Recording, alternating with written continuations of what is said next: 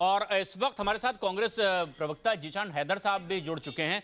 हैदर साहब, प्रियंका गांधी आज कार्यकर्ताओं से मुलाकात कर रही हैं, लेकिन एक गंगा यात्रा कर रही हैं। किस मकसद से ये यात्रा हो रही है? देखिए प्रियंका जी, आज तो जो हमारे पूर्व में चुनाव लड़े थे विधायकी का, उनसे और कई प्रतिनिधिमंडलों से मिल रही है लखनऊ में, और कल से प्रयागराज शुरू करके वाराणसी तक 2 दिन की यात्रा कर रही है।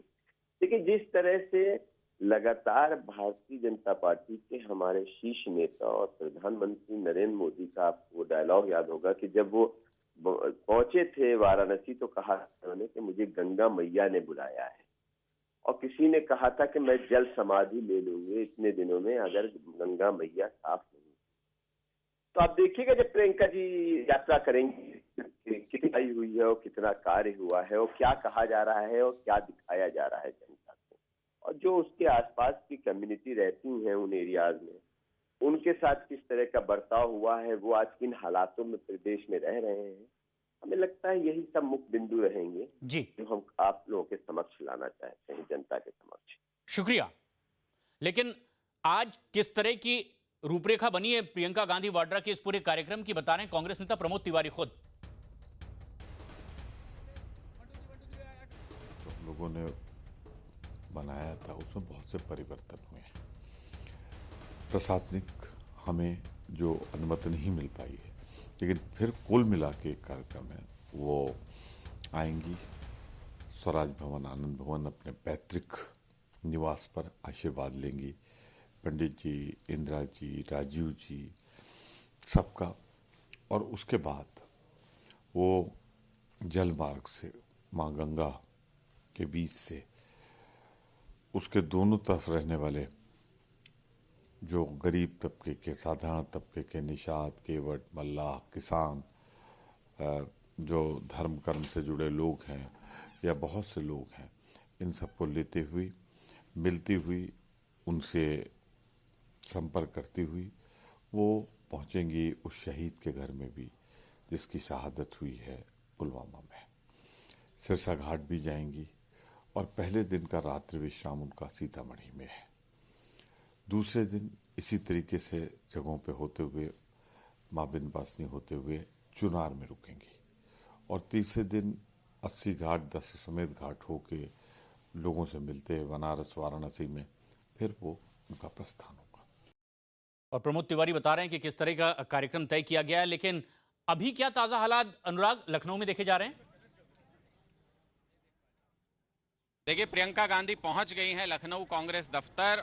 ठीक हमारे पीछे अभी अभी गाड़ियों का एक काफिला यहां पर लखनऊ दफ्तर पहुंचा है, जिसमें 7-8 गाड़ियां शामिल हैं। राज बब्बर के साथ प्रियंका गांधी वाड्रा अपनी गाड़ी में मौजूद थी और यहां दफ्तर पहुंच गई है। तमाम नेता पहले से अंदर मौजूद हैं जिनसे मुलाकात होनी है, और एक एक करके जो भी लोग मिलना चाहते हैं प्रियंका गांधी से, जिनका समय पहले से निर्धारित है, जिसमें 2017 में विधानसभा चुनाव लड़ने वाले तमाम कैंडिडेट्स भी हैं, जो अब लोकसभा के कैंडिडेट डिक्लेयर हुए हैं वो भी हैं, ब्लॉक प्रमुख भी हैं, और तमाम वो नेता हैं जो ग्राउंड से कांग्रेस के कार्यकर्ता जुड़े हुए हैं। उन सबसे मिलने की कोशिश यहां पर प्रियंका गांधी की रहेगी, और दिन भर ये मैराथन मीटिंग चलेगी, जिसके बाद वो इलाहाबाद चली जाएंगी, जहां से कल से 3 दिन की यात्रा उनकी शुरू होनी है। जी अनुराग, लेकिन एक सुगबुगाहट चर्चा लगातार तेज हो जाती है कांग्रेस के भीतर की गठबंधन कर लिया जाए बाकी के दलों से। क्या प्रियंका गांधी वाड्रा अभी कार्यकर्ताओं से मिलकर ये कुछ और टटोलने की कोशिश करेंगी कि क्या कहीं कोई गुंजाइश है? क्या ये फायदेमंद है, या ये माना जाए कि पूर्ण विराम लग चुका है, इस पर कोई चर्चा नहीं?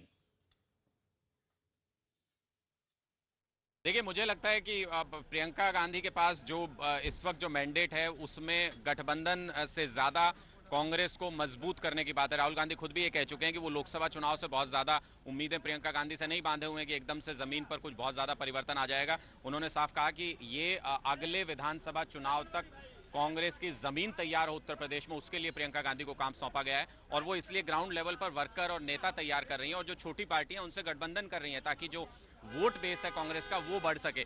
जहां तक सपा बसपा गठबंधन में शामिल होने की बात है कांग्रेस की, वो केंद्रीय स्तर पर शीर्ष नेतृत्व उसके बारे में कोशिश कर रहा है लगातार कि जितना प्रियंका गांधी यहां पर प्रेशर बनाएंगी और जितना प्रियंका गांधी यहां कांग्रेस को मजबूत बनाएंगी, उतना ही दबाव सपा और बसपा के गठबंधन पर बढ़ता जाएगा कि वो संपर्क करें, कांग्रेस के संपर्क में आए और कांग्रेस को अपने गठबंधन में शामिल करें।